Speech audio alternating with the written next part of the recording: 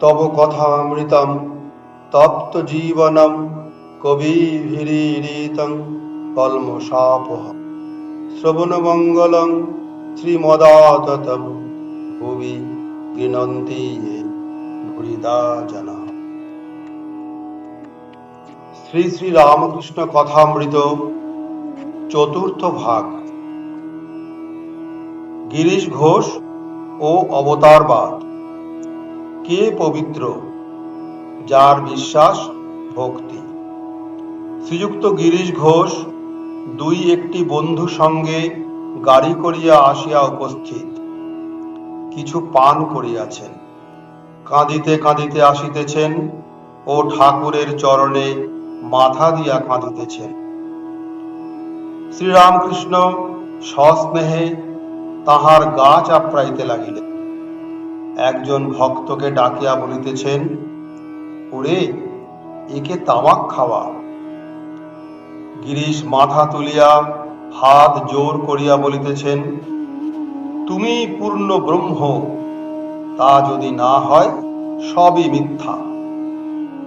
বড় খেদ রইল তোমার সেবা করতে পেলুম না। এই কথাগুলি এরূপ স্বরে বলিতেছেন যে দু একটি ভক্ত কাঁদিতেছেন। দাও বর ভগবান, 1 বৎসর তোমার সেবা করব, মুক্তি ছড়াছড়ি প্রস্রাব করে দিই।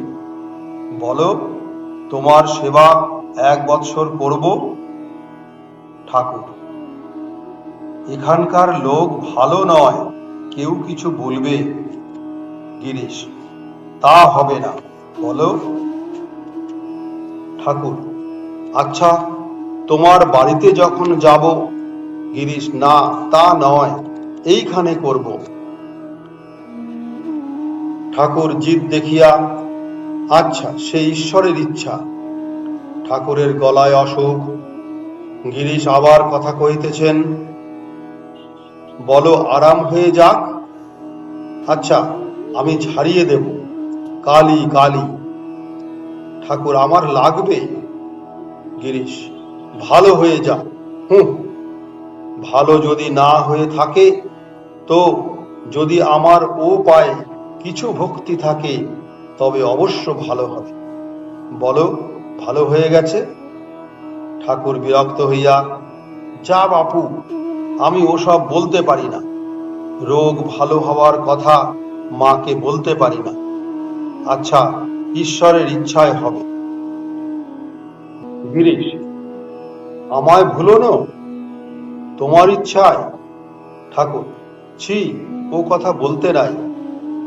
ভক্তবৎ ন চ কৃষ্ণবৎ। তুমি যা ভাবো তুমি ভাবতে পারো। আপনার গুরু তো ভগবান, তা বলে ওসব কথা বলায় অপরাধ হয়। ও কথা বলতে নাই। গিরিশ, বলো ভালো হয়ে যাবে।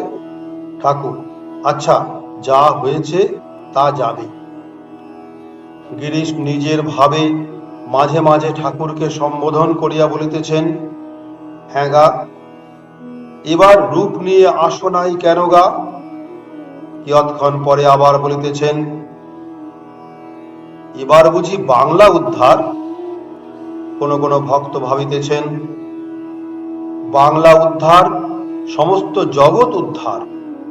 গিরিশ আবার বলিতেছেন, ইনি এখানে রয়েছেন কেন কেউ বুঝছ? জীবের দুঃখে কাতর হয়ে এসেছেন তাঁদের উদ্ধার করবার জন্য। গারওয়ান ডাকিতেছিল। গিরিশ গাত্রোত্থান করিয়া তাহার কাছে যাইতেছেন। ঠাকুর মাস্টারকে বলিতেছেন, দেখো কোথায় যায়, মারবে না তো? মাস্টারও সঙ্গে সঙ্গে গমন করিলেন।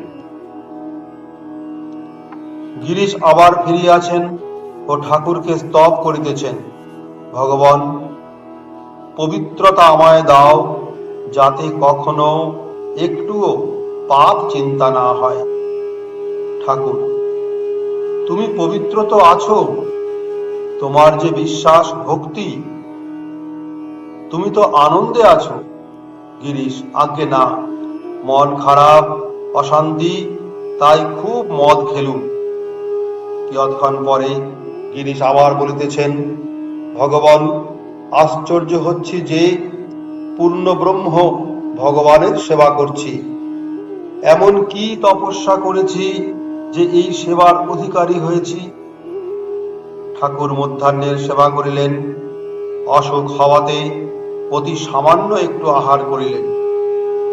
ঠাকুরের সর্বদাই ভাবাবস্থা, জোর করিয়া শরীরের দিকে মন আনিতেছেন, কিন্তু শরীর রক্ষা করিতে বালকের ন্যায় অক্ষম। বালকের ন্যায় ভক্তদের বলিতেছেন, এখন একটু খেলুম, একটু শোব, তোমরা একটু বাহিরে গিয়ে বসো। ঠাকুর একটু বিশ্রাম করিয়াছেন, ভক্তেরা আবার ঘরে বসিয়াছেন। গিরিশ ঘোষ গুরুই ইষ্ট, দ্বিবিধ ভক্ত। গিরিশ, হ্যাঁ গা, গুরু আর ইষ্ট। গুরু রূপটি বেশ লাগে, ভয় হয় না। কেন গা? ভাব দেখলে 10 হাত তফাতে যায়, ভয় হয়। ঠাকুর, যিনি ইষ্ট তিনি গুরুরূপ হয়ে আসেন। সব সাধনের পর যখন ইষ্ট দর্শন হয়, গুরুই এসে শিষ্যকে বলেন, এ শিষ্য, ওই তোর ইষ্ট। এই কথা বলেই ইষ্ট রূপেতে লীন হয়ে যান। শিষ্য আর গুরুকে দেখতে পায় না। যখন পূর্ণ জ্ঞান হয়, তখন কে বা গুরু, কে বা শিষ্য, সে বড় কঠিন ঠাঁই। গুরু শিষ্যে দেখা নাই। একজন ভক্ত, গুরুর মাথা, শিষ্যের পা। গিরিশ আনন্দে, হ্যাঁ নবগোপাল, শোনো, মানে শিষ্যের মাথাটা গুরুর জিনিস আর গুরুর পা শিষ্যের জিনিস, শুনলে? গিরিশ, না, ও মানে নয়। বাপের ঘাড়ে ছেলে কি চড়ে না, তাই শিষ্যের পা। নবগোপাল, সে তেমনি কচি ছেলে থাকলে তো হয়। পূর্বকথা, শিখ ভক্ত, 2 থাক ভক্ত, বানরের ছা ও বিল্লির ছা। ঠাকুর, 2 রকম ভক্ত আছে। এক থাকের বিল্লির ছার স্বভাব, সব নির্ভর মা যা করে। বিল্লির ছা কেবল মিউ মিউ করে, কোথায় যাবে, কি করবে, কিছুই জানে না। মা কখন হেঁসালে রাখছে, কখন বা বিছানার উপরে রাখছে। এরূপ ভক্ত ঈশ্বরকে আম মুক্তারি অর্থাৎ কলমা দেয়। আম মুক্তারি দিয়ে নিশ্চিন্ত। শিখরা বলেছিল ঈশ্বর দয়ালু। আমি বললাম, তিনি আমাদের মা বাপ, তিনি আবার দয়ালু কি? ছেলেদের জন্ম দিয়ে বাপ মা লালন পালন করবে না তো কি বামন পাড়ার লোকেরা এসে করবে? এ ভক্তদের ঠিক বিশ্বাস তিনি আপনার মা, আপনার বাপ। আর এক থাক ভক্ত আছে, তাদের বানরের ছাড় স্বভাব। বানরের ছা, নিজে জো শো করে মাকে আঁকড়ে ধরে। এদের একটু কর্তৃত্ব বোধ আছে। আমায় তীর্থ করতে হবে, জপ তপ করতে হবে, ষোড়শোপচারে পূজা করতে হবে, তবে আমি ঈশ্বরকে ধরতে পারব। এদের এই ভাব। দুজনেই ভক্ত। ভক্তদের প্রতি যত এগোবে ততই দেখবে তিনি সব হয়েছেন, তিনি সব করছেন। তিনি গুরু, তিনি ইষ্ট, তিনি জ্ঞান ভক্তি সব দিচ্ছেন। পূর্বকথা, কেশব সেনকে উপদেশ, এগিয়ে পড়ো। যত এগোবে দেখবে চন্দন কাঠের পরও আছে, রূপার খনি, সোনার খনি, হিরে মানিক, তাই এগিয়ে পড়ো। আর এগিয়ে পড়ো এ কথাই বা বলি কেমন করে? সংসারী লোকদের বেশি এগোতে গেলে সংসার টংসার ফক্কা হয়ে যায়।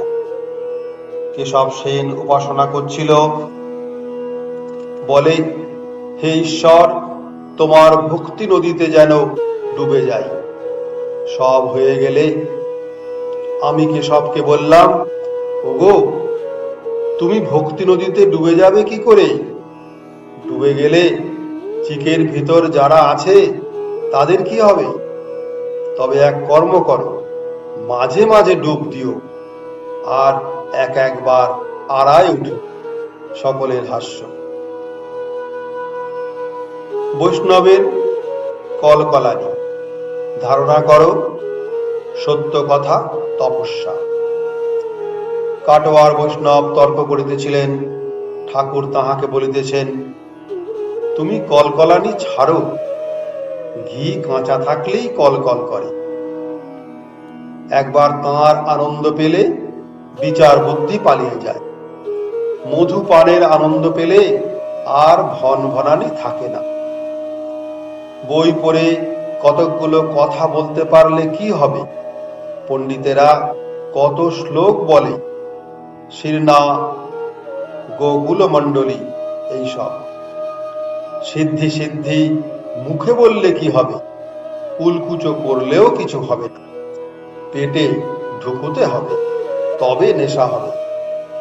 ঈশ্বরকে নির্জনে গোপনে ব্যাকুল হয়ে না ডাকলে এসব কথা ধারণা হয় না। ডাক্তার রাখাল ঠাকুরকে দেখিতে আসিয়াছেন। তিনি ব্যস্ত হইয়া বলিতেছেন, এসো গো, বসো। বৈষ্ণবের সহিত কথা চলিতে লাগিল। ঠাকুর, মানুষ আর মানহুঁস যার চৈতন্য হয়েছে, সেই মানহুঁস চৈতন্য না হলে বৃথা মানুষ জন্ম। পূর্বকথা। কামার পুকুরে ধার্মিক সত্যবাদী দ্বারা সালিসি। আমাদের দেশে পেট মোটা গোঁফওয়ালা অনেক লোক আছে, তবু 10 ক্রোশ দূর থেকে ভালো লোককে পালকি করে আনে কেন? ধার্মিক সত্যবাদী দেখে। তারা বিবাদ মিটাবে। শুধু যারা পণ্ডিত তাদের আনে না। সত্য কথা কলির তপস্যা। সত্য কথা অধীনতা, পরস্ত্রী মাতৃ সমান। ঠাকুর বালকের মতো ডাক্তারকে বলিতেছেন, বাবু, আমার এটা ভালো করে দাও। ডাক্তার, আমি ভালো করব? ঠাকুর সহাস্যে, ডাক্তার নারায়ণ, আমি সব মানি। Reconciliation of free will and God's will, of liberty and necessity. ঈশ্বরই মাহুত নারায়ণ। যদি বলো সব নারায়ণ, তবে চুপ করে থাকলেই হয়। তা আমি মাহুত নারায়ণও মানি। শুদ্ধ মন আর শুদ্ধ আত্মা একই। শুদ্ধ মনে যা ওঠে সে তাঁরই কথা। তিনি মাহুত নারায়ণ। তার কথা শুনবো না কেন? তিনিই কর্তা। আমি যতক্ষণ রেখেছেন তার আদেশ শুনে কাজ করব।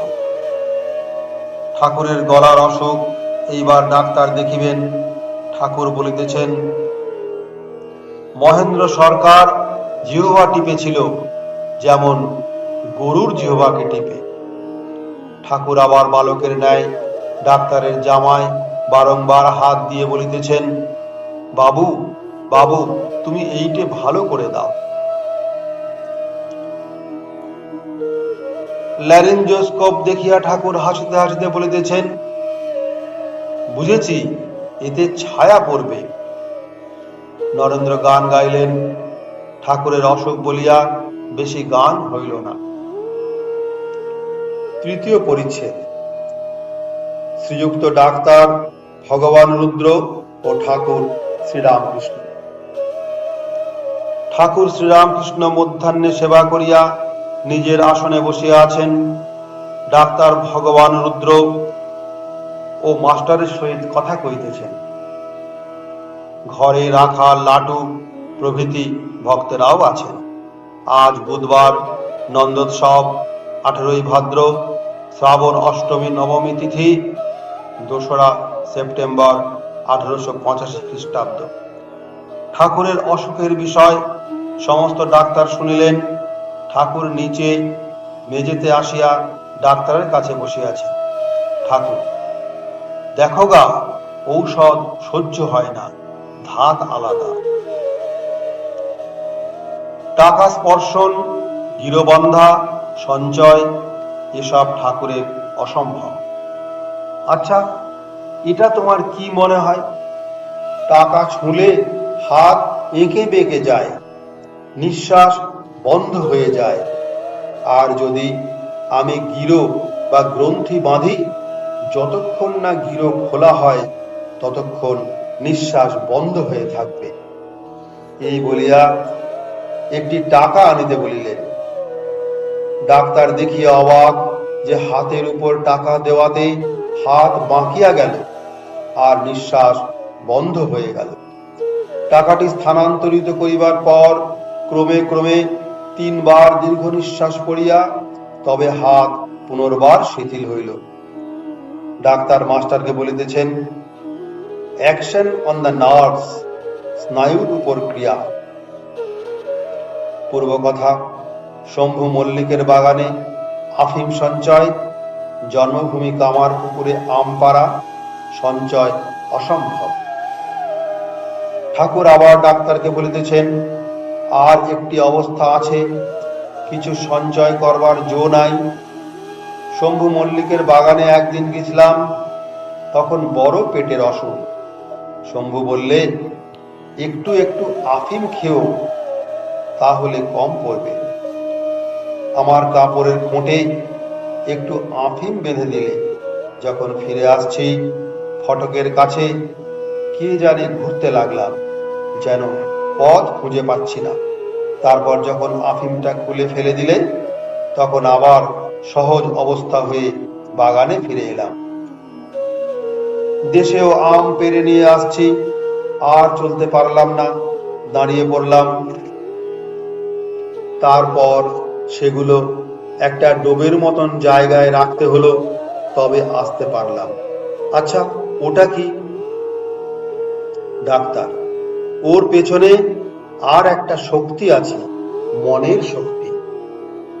মনি: ইনি বলেন এটি ঈশ্বরের শক্তি, গড ফোর্স। আপনি বলছেন মনের শক্তি, উইল ফোর্স। ঠাকুর ডাক্তারের প্রতি: আবার এমনি অবস্থা যদি কেউ বললে কমে গেছে, তো অমনি অনেকটা কমে যায়। সেদিন ব্রাহ্মণী বললে 8 আনা কমে গেছে, অমনি নাচতে লাগলো। ঠাকুর ডাক্তারের স্বভাব দেখিয়া সন্তুষ্ট হইয়াছেন। তিনি ডাক্তারকে বলিতেছেন, তোমার স্বভাবটি বেশ। জ্ঞানের 2টি লক্ষণ, শান্ত স্বভাব আর অভিমান থাকবে না। মনে এর অর্থাৎ ডাক্তারের স্ত্রী বিয়োগ হয়েছে। ঠাকুর ডাক্তারের প্রতি: আমি বলি 3 টান হলে ভগবানকে পাওয়া যায়। মায়ের ছেলের উপর টান, সতীর পতির উপর টান, বিষয়ের বিষয়ের উপর টান। যা হোক, আমার বাবু, এটা ভালো করো। ডাক্তার এইবার অসুখের স্থানটি দেখিবেন। গোল বারান্দায় একখানি কেদারাতে ঠাকুর বসিলেন। ঠাকুর প্রথমে ডাক্তার সরকারের কথা বলিতেছেন। শালা যেন গরুর জিহ্বা টিপলে। ভগবান: তিনি বোধহয় ইচ্ছা করে ওরূপ করেন নাই। ঠাকুর: না, তা নয়, খুব ভালো করে দেখবে বলে টিপেছিল। সপ্তবিংশ খণ্ড।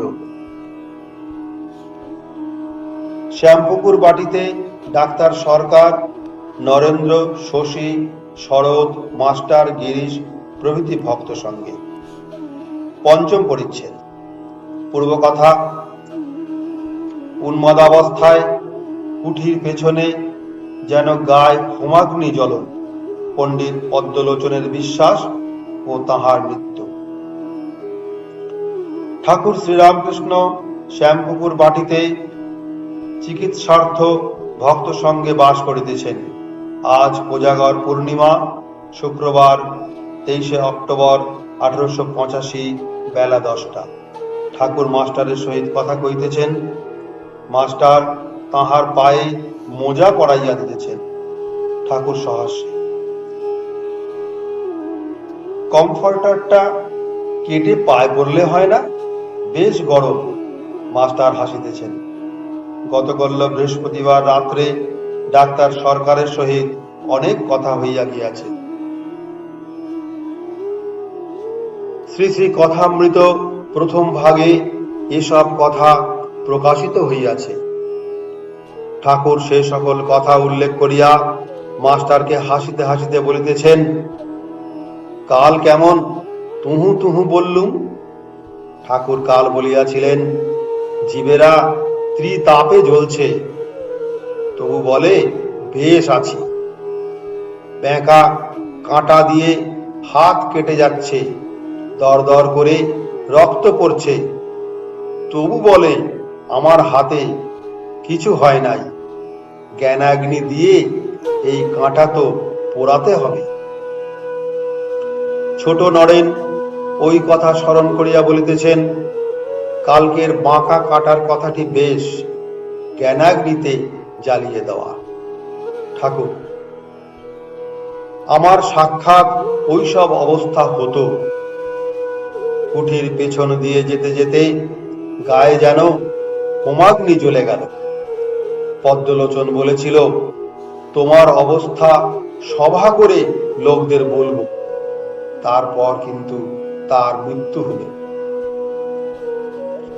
বেলা 11টার সময় ঠাকুরের সংবাদ লইয়া ডাক্তার সরকারের বাটিতে মণি আসিয়াছেন। ডাক্তার ঠাকুরের সংবাদ লইয়া তাহারই বিষয় কথাবার্তা কহিতেছেন। তাহার কথা শুনিতে ঔৎসুক্য প্রকাশ করিতেছেন। ডাক্তার সহাস্য, আমি কাল কেমন বললাম, তুহু তুহু বলতে গেলে তেমনি ধনুরির হাতে পড়তে হয়। মণি, আগে হ্যাঁ, তেমন গুরুর হাতে না পড়লে অহংকার যায় না। কাল ভক্তির কথা কেমন বললেন, ভক্তি মেয়ে মানুষ অন্তঃপুর পর্যন্ত যেতে পারে। ডাক্তার, হ্যাঁ, ওটি বেশ কথা, কিন্তু তা বলে জ্ঞান তো আর ছেড়ে দেওয়া যায় না। মণি, পরমহংসদেব তা তো বলেন না। তিনি জ্ঞান ভক্তি দুই লন, নিরাকার সাকার। তিনি বলেন, ভক্তি হিমে জলের খানিকটা বরফ হলো, আবার জ্ঞান সূর্য উদয় হলে বরফ গলে গেল। অর্থাৎ ভক্তি যোগে সাকার, জ্ঞান যোগে নিরাকার। আর দেখেছেন, ঈশ্বরকে এত কাছে দেখছেন যে তার সঙ্গে সর্বদা কথা করছেন। ছোট ছেলেটির মতো বলছেন, মা বড় লাগছে। আর কি অবজারভেশন, দর্শন। মিউজিয়ামে অর্থাৎ জাদুঘরে ফসিল জানোয়ার পাথর হয়ে গেছে দেখেছিলেন, অমনি সাধু সঙ্গের উপমা হয়ে গেল। পাথরের কাছে থেকে থেকে পাথর হয়ে গেছে, তেমনি সাধুর কাছে থাকতে থাকতে সাধু হয়ে যায়। ডাক্তার, ঈশানবাবু কাল অবতার অবতার করছিলেন। অবতার আবার কি? মানুষকে ঈশ্বর বলা। মণি, ওদের যা যা বিশ্বাস তা আর ইন্টারফিয়ার, তাতে হস্তক্ষেপ করে কি হবে? ডাক্তার, হ্যাঁ, কাজ কি? মণি, আর ও কথাটিতে কেমন হাসিয়েছেন। একজন দেখে গেল একটা বাড়ি পড়ে গেছে, কিন্তু খবরের কাগজে ওটি লিখা নাই, অতএব ও বিশ্বাস করা যাবে না। ডাক্তার চুপ করিয়া আছেন, কেননা ঠাকুর বলিয়াছিলেন, তোমার সায়েন্সে অবতারের কথা নাই, অতএব অবতার নাই। বেলা দ্বিপ্রহর হইল। ডাক্তার মণিকে লইয়া গাড়িতে উঠিলেন। অন্যান্য রোগী দেখিয়া অবশেষে ঠাকুর শ্রীরামকৃষ্ণকে দেখিতে যাইবেন। ডাক্তার সেদিন গিরিশের নিমন্ত্রণে বুদ্ধ লীলা অভিনয় দেখিতে গিয়াছিলেন।